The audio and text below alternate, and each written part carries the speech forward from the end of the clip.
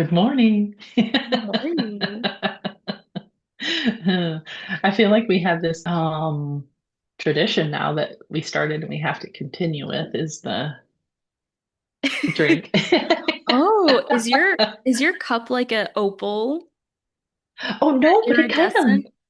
it kind of looks like that with Yeah. the lighting. Interesting. It kind of looks like a pearl. It's not pearl. It doesn't have any sparkle or any. No, Oh, no, it's just white, but it oh, I must love be it. just the way the sun is shining or but it's my create mug. Oh, I love Because it. I feel like I'm loving this concept of creating with you in a different Oh. way and showing up in a different way. So I think I think this is going to be my not your cup of tea mug.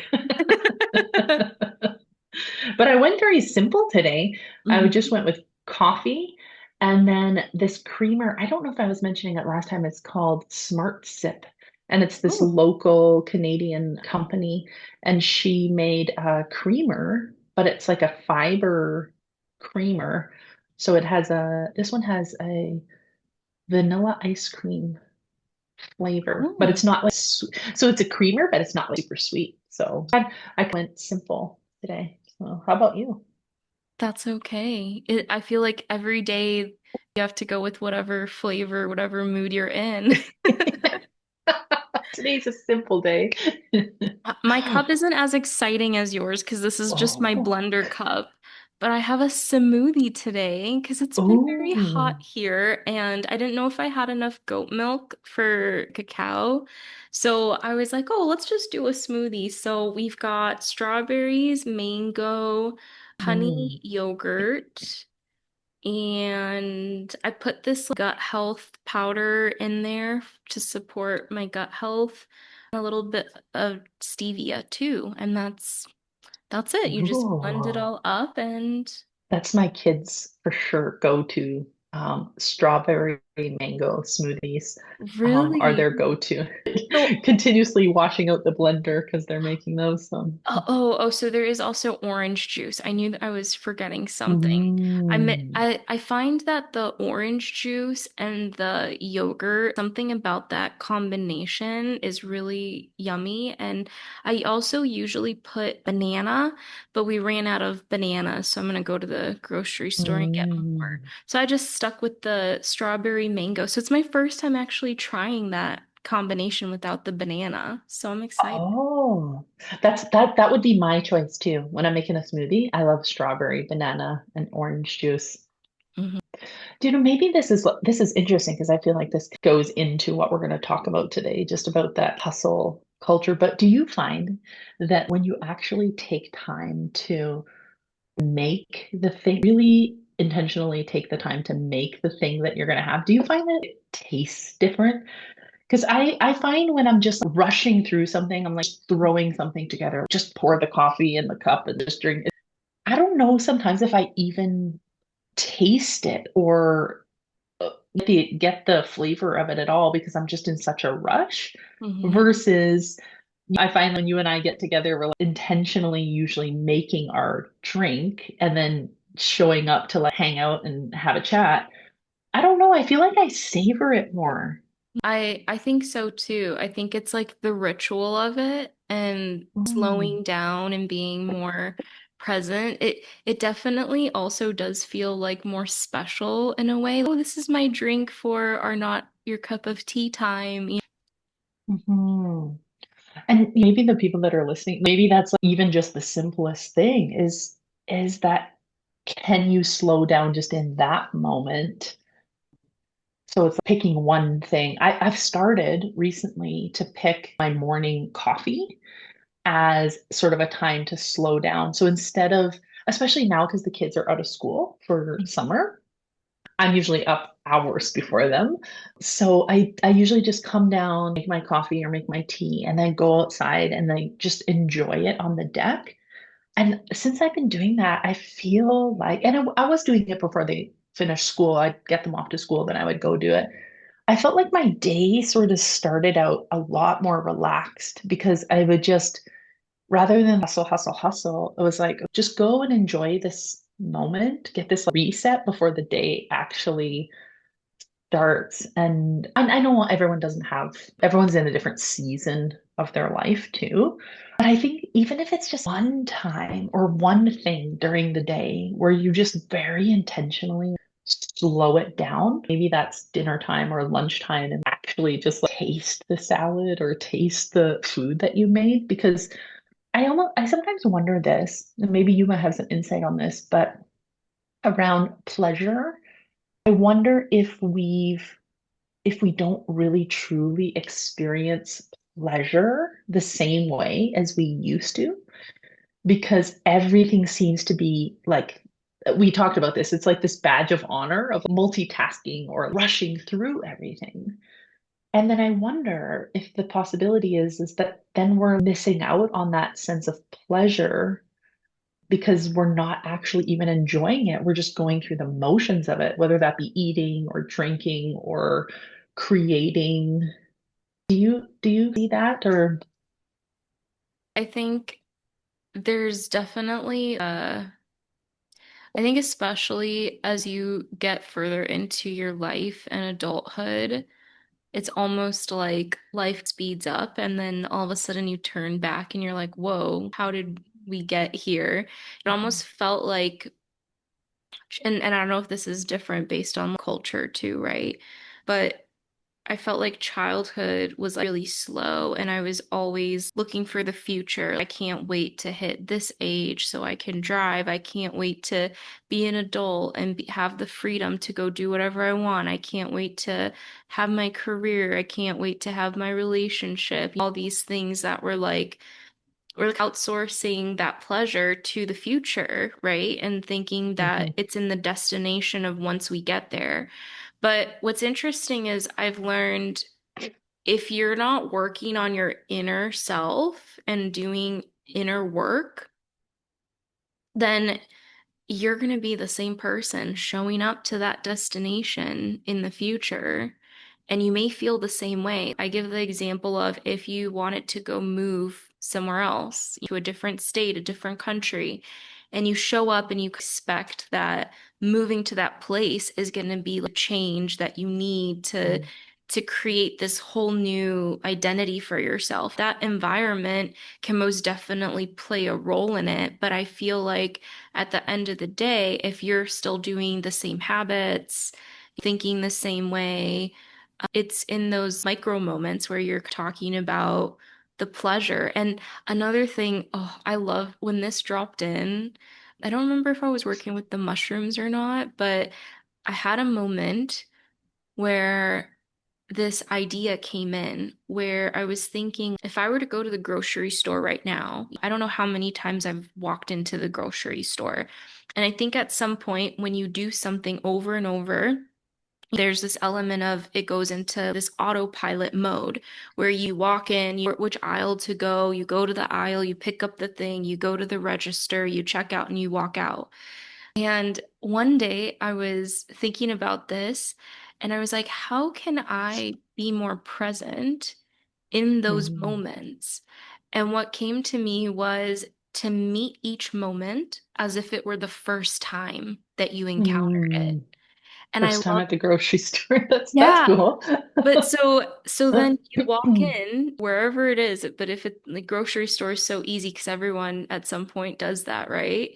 And can you act as if this is the first time you're stepping into that grocery store? And I can guarantee you, you'll have a deeper level of presence being there if you could just treat it that way. And it's in that slowing down and not just rushing to go get the thing, but can you actually be aware? It's kind of also when people say use your senses. What's around you? What can you smell? What can you see? What can you touch? Mindfulness, Mm, really, yeah. right? I think you brought up so many interesting things. I in 2014, I was working as a social worker at that time, and I had three small kids. Well, this is and then my husband and everything. Life was just so busy. And I felt like I was just surviving, just like a zombie. And that's when I found meditation because I was going to yoga class and I didn't particularly love yoga, but I really liked Shavasana at the end. And I just blissed out in this silence because silence and stillness was just not in my environment with the season that I was at with like three toddlers and working full time. And that's what led me to meditation. And it was this a part of like slowing down. And I remember rushing to work so many times, drop off at daycare, get the lunches, go, and I'd be like road rage on the road because I'm trying to get to work for 8 o'clock. And then I realized if I keep doing this, there's going to be a point where I'm not going to get to work. And so I had to start like talking to myself as there was a car ahead of me and it was going slow. I was just like, you're meant to be here right now. Just slow down. And I even realized I felt calmer. I wasn't worried about being at work. And it was in that meditation class. I found this statistic very interesting. It said by the age of 35, 95% of what we do is just autopilot. And I was just thinking, oh my gosh, how sad is that? 95% is like literally me just running on autopilot. Wake up at the same time, put my pants on the same way, go downstairs, get the cup of coffee, and you're just going through the motions. And I'm like, wow, that's as I don't want to do that anymore. And I think it's like you were just saying, can you just switch up one little thing? So coming home from work maybe a different way so that your brain is hopefully getting a new neural path. It's like, this is a new house. And my son the other day, because he started driving, and so he was driving with me in the car. He was riding with me, and he looked out and he was like, "Oh, there's a new house there. When did that go up?" And I said, "Well, they've been working on it for like probably 5 or 6 months." And he's like, "Oh, I'd never even seen it." And I thought, well, that's interesting because he just started driving now. And when you're the passenger in the seat, you have that ability to take it in versus when you're the driver to be able to focus on what you're doing. But I think we miss out on some of these things sometimes. The other thing I was thinking when you were talking, when you were saying about how fast life goes, my grandpa I would always say when my birthday came, so if I was 15, I would always say I'm going into my 16th year. And so it was always that year ahead. And I just wore that with a badge of honor. And I always tell my parents, they're saying to me, no, you're only 14. You're not going to that party. I'd be like, well, I'm in my 15th year. And still, it's a bit of a joke to this day because I'll be like, now I'm in my 40s. I'm like, no, I'm still 45 right to the last day. My dad would be like, no, you're in your 46th year. And I'm like, but I remember my grandpa at the time, he was probably like in his 60s or 70s. And he always said to me, don't wish your life away when I would say in my 16th year. But at that age, I just couldn't even comprehend that I was wishing my life away. But you're right. Once you actually get into adulthood and I'm seeing it in my kids, wow, I really need to slow down and be present versus trying to multitask and maybe again wear that as a badge of honor. Oh, I did this, and this today, but I wasn't present in any of them. Hmm.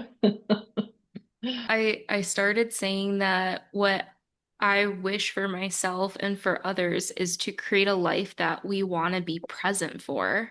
Mhm. Because also I would notice it's very common. I don't know how it is in Canada, but here, when people are working at a job where they're just there for the paycheck and they're not actually genuinely enjoying the work they're doing, there's a lot of, I can't wait until this vacation. I can't wait for the weekend. Thank God it's Friday.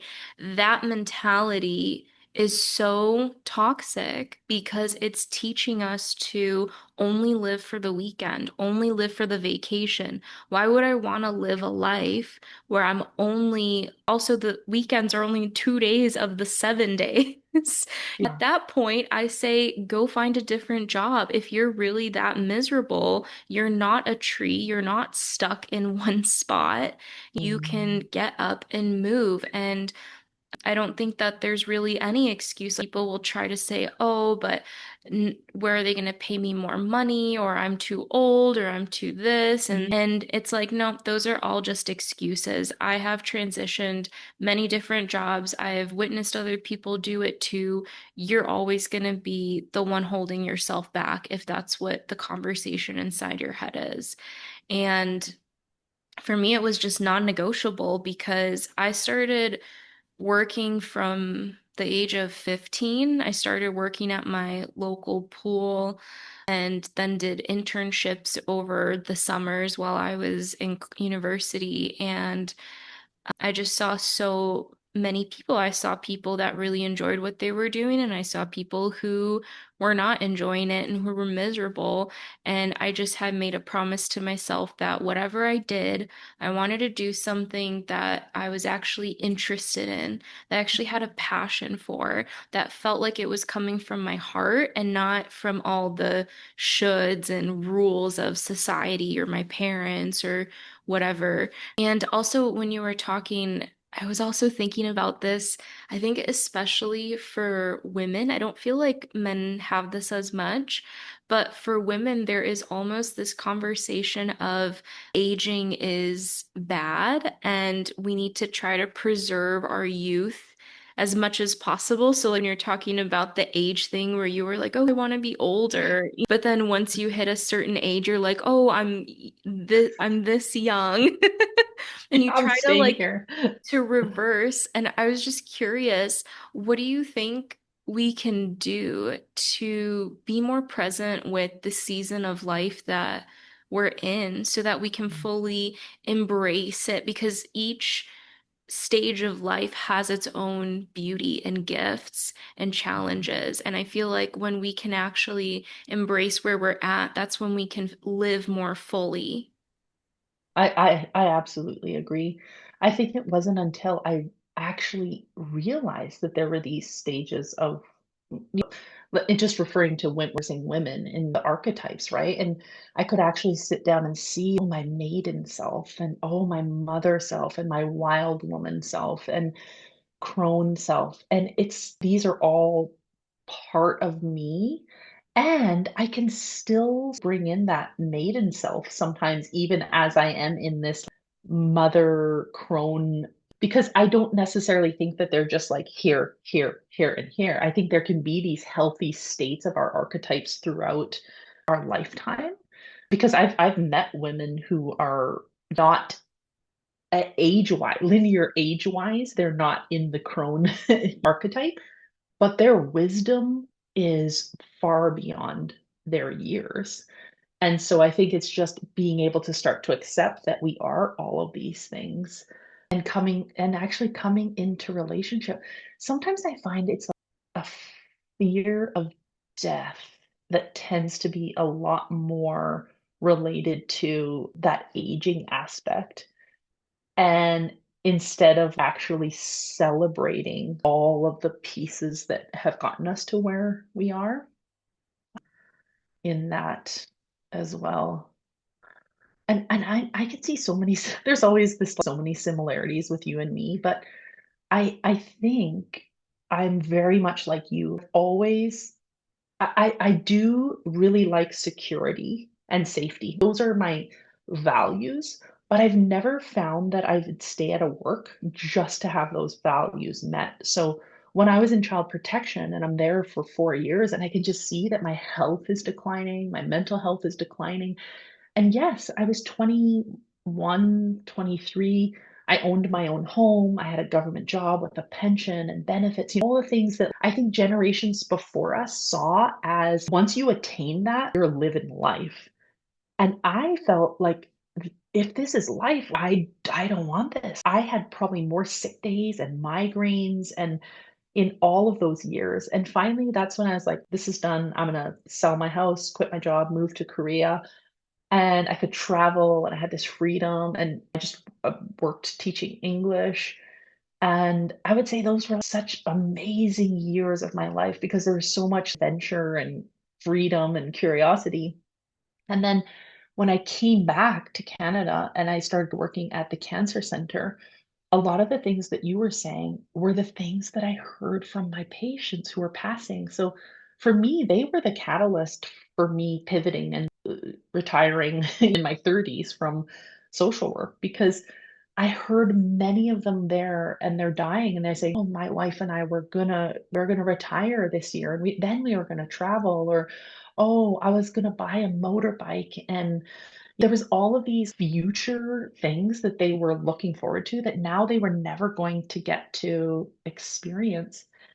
And I'm so grateful. I thank every single one of those people who shared those stories with me because I think that they gave me the courage to say, do I want to be lying in this bed one day, having this conversation with someone saying, I wish I would have, or I was going to, or do I just realize that I can't do this work anymore and wait for the future of when I retire or when I have money and just actually be present with my kids. So was it hard? Because you're leaving a pension, you're leaving a six-figure job, you're leaving, but I honestly felt way more abundant in so many other areas of my life that that financial part, like all those other things outweighed that financial part for sure.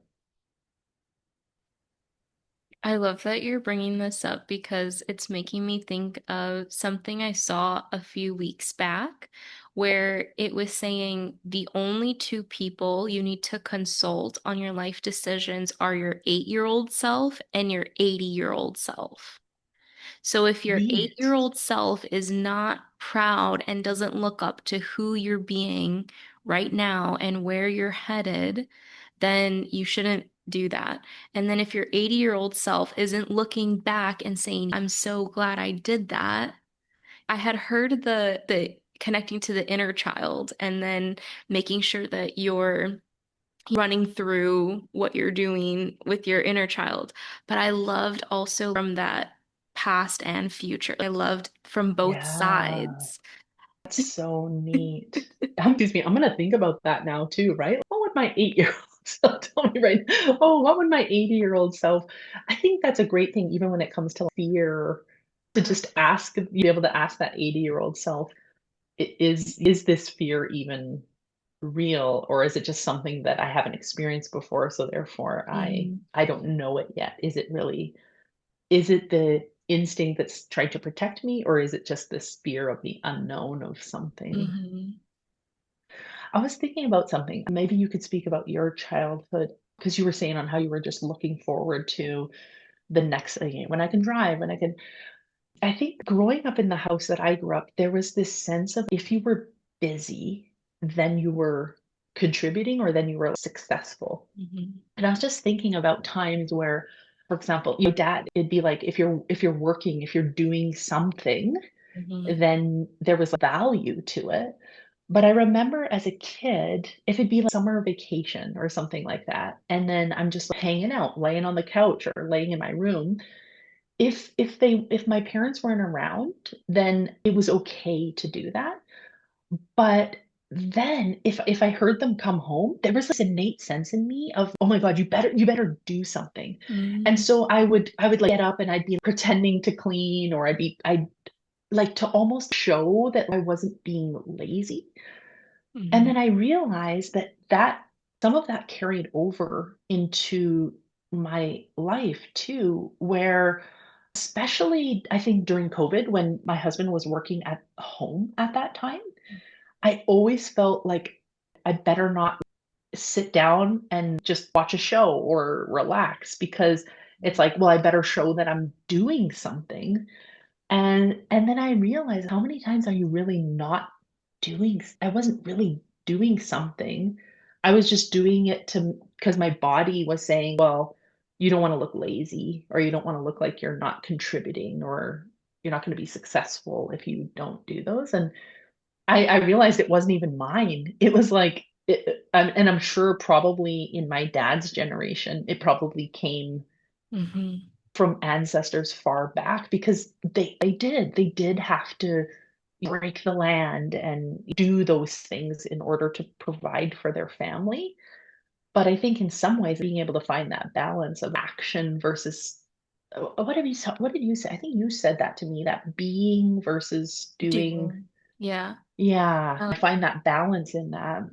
the be do have. I really like that. Maybe explain that because I remember when you said it to me, I was like, oh, that's profound. So I don't recall who this comes from, but it's this concept that we're taught we have to. So hold on, I have to go backwards. So you have to do the action to have the thing, and then you can be that person. So for instance, Mhm. being an entrepreneur, being a successful entrepreneur, you have to create all the success first. Once you have the success, then you are that successful entrepreneur. But the way that energy works is it's through the concept of embodiment. So you first need to be that person. You need to believe, you need to feel in your body that you already are that person. You are acting as if you already have accomplished whatever it is the thing. You are that successful entrepreneur. And then you take the action from there. You be, do, and then you have. And then you align. It's supposed to be a quicker way to align and manifest things by through the embodiment of it. I find in my lived experience, because I've been really questioning and challenging and pushing back all the manifestation formulas out there, because I feel like it's so easy for people to say, yes, this is the formula. And I think it's so dangerous to tell people that this is a one size fits all. I always like Mhm. to lean on if it doesn't resonate for you, then there's nothing for you. Don't take it. There's nothing for you there. Maybe it's not the right time. Maybe it never will be for you, and that's okay. But Mhm. when we're listening and observing from others, I feel like that discernment of, is this for me? Is this true? Is what's going to be that compass of what to follow and what could be in alignment for us versus what's out of alignment. But I feel like too, because I got really stuck in feeling like my energy had to always be a certain way in order to have the action then, right? And then align to Mhm. the thing that I was wanting to create.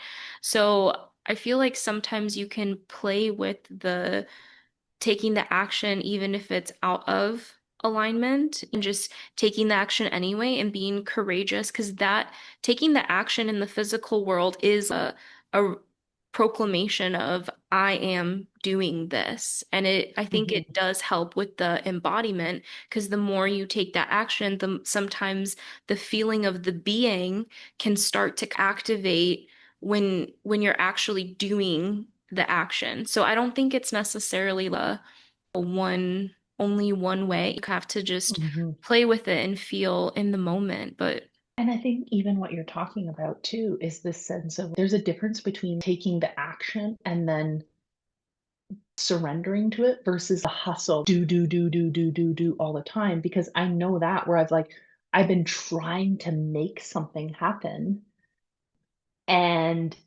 it's like everything was like being put in my way to be like, no, no, no, no.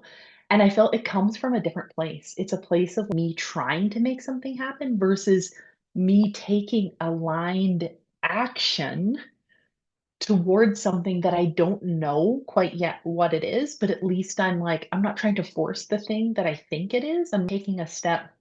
So, for example, even when I quit my job, I knew what the outcome was. I wanted that to happen. And I remember there were 3 times I had written a resignation letter and I was like, okay, I'm gonna hand it in today. And everything in my body was like, no, no, no, no, no. What about the money? What about the security? What about this? And so I would like take it and put it in the drawer. And then the next time something happened, I was like, do it now. But it was always from a place of fear or retaliation because I knew I was done there, but it was like, I'm going to show you, you need me. And then when it really happened, it was a completely different experience because I remember my boss, she came to me. I had went to casual, no, I had went part-time at this point. And I remember she came in and said, the workload is big and we need you to come back full time. And I just was like, I knew that this was what the universe, it was like, now's the time. And I remember just pulling that letter out and being like, actually, I'm going to resign. And I don't think she was expecting that, but everything in my body was just like, I never had that same fear of trying to make it happen versus just letting it happen when the time was right.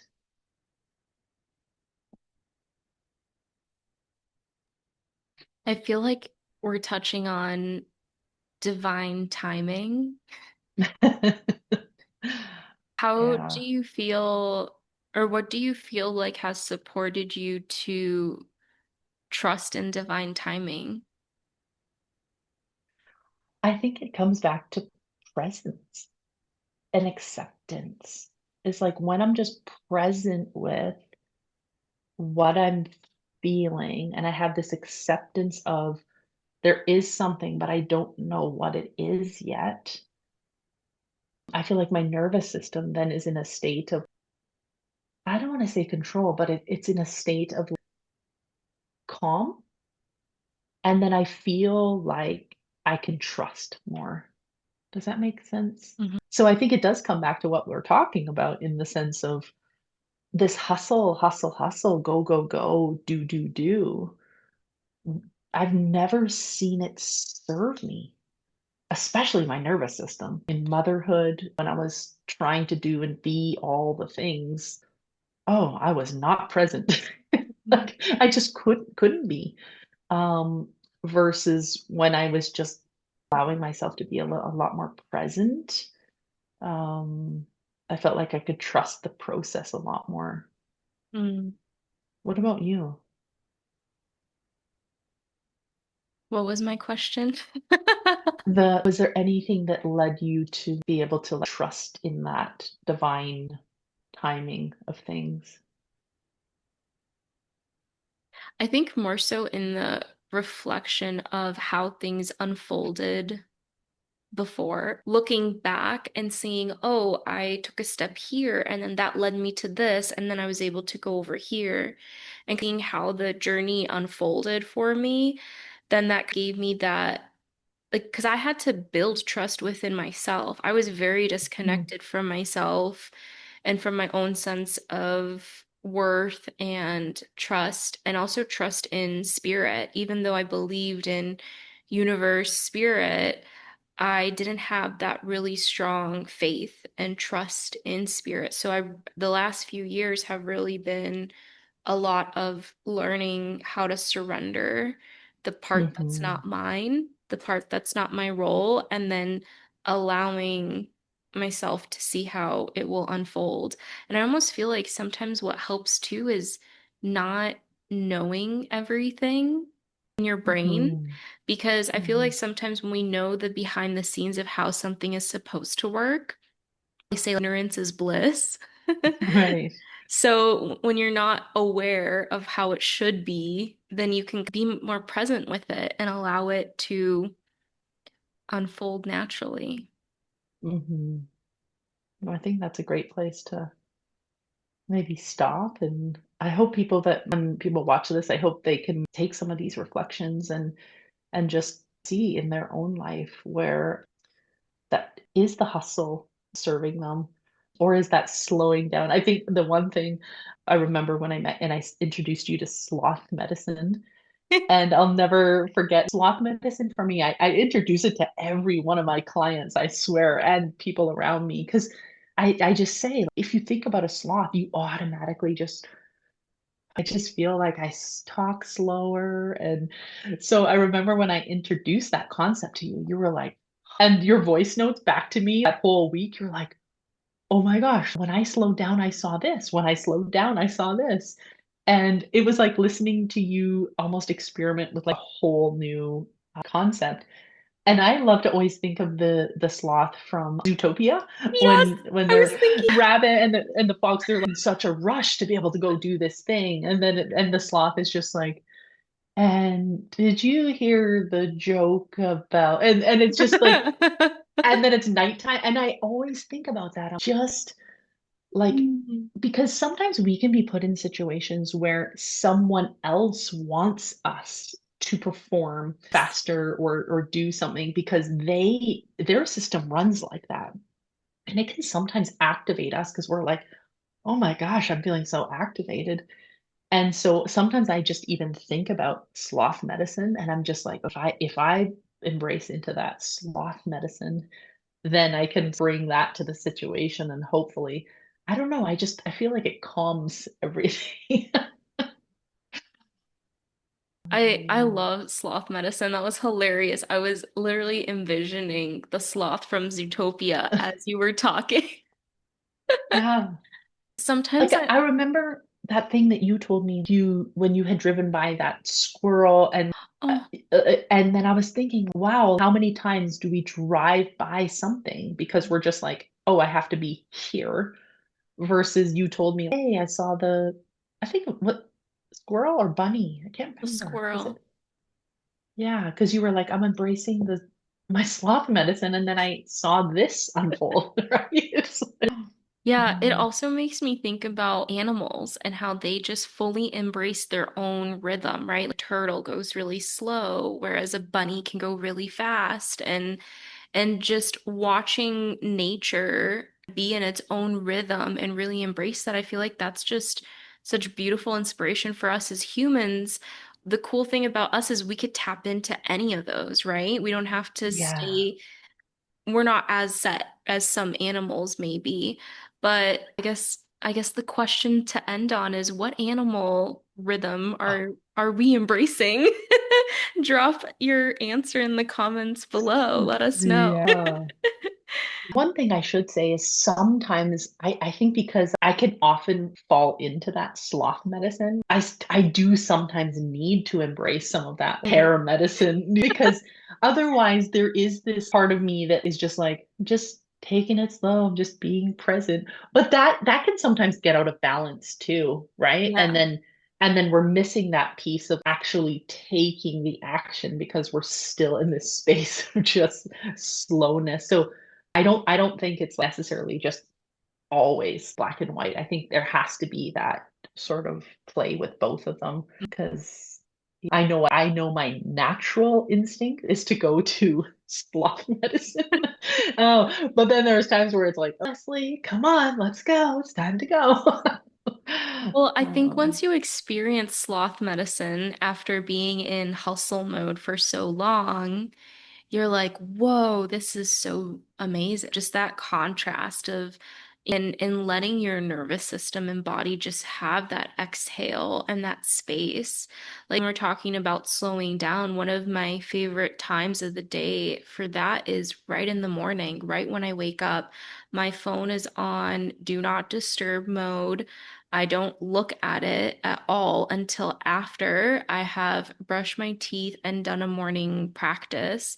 And that looks different every day. Sometimes it's more movement, sometimes it's more stillness, but having the time to just be present and hear the birds chirping, be with my dogs. Sometimes it's more puppy snuggles, other times you take them out on a walk. It's different every day, but the slowness of it and having the spaciousness of it hmm. is, I think, what's has really supported me and has been so life-changing. And I like that you say that each day is different because you're ultimately still being present. You're listening to today my body needs movement versus today my body needs sit in the sun and be still. And Mhm. I think that's exactly what we're when we were talking about this topic, it is that space of again trusting what Mhm. you need to do to be present and then it can be movement or it can be stillness. Hmm. Mhm. Oh, You, thank you for Lesley. this. Yeah. Yeah, I hope people even just give sloth medicine a little try. I think just I say to people, just think about the animal. All you have to do is just think about the animal and just see how your body reacts to that. Some people they get activated because they're like, oh, I don't even know what it would be like to slow down because they're and so it's like that's okay. Just be with that activation because I think it comes with some awareness comes there. And other people are just like, oh, because it's like going on vacation and you're not even on vacation. You're just like, your body thinks it's on And vacation. there's just one last thing I want to add to what you just shared. I I think sometimes when we're okay, so this applied to me when it came to gratefulness. So I was feeling very stuck in feeling ungrateful for where I was at and where my life was. And then I was trying so hard to force the gratefulness. Mhm, And I had a mentor tell me just yourself to neutral. If you can get yourself to mhm, neutral, that's enough. So when people are experimenting with the sloth medicine that you're inviting them, I also just want to add to that. If it feels like too big of a jump to go from one side to the other, if you could just get yourself just a little bit closer, even if you can't hit neutral yet, but just take one step in that direction. Just take a few moments to experience just slowing down, just not doing anything. How does that feel? And then let yourself take those baby steps just for anyone out there that where that feels like really activating. That's mhm. my recommendation. I love that. Yeah, I love that. It's like just coming to the outer edges of it and seeing. Yeah, Yeah, that's yeah. cool. Well, thank you. Enjoy the rest of your day. Thank you, you as well, Lesley.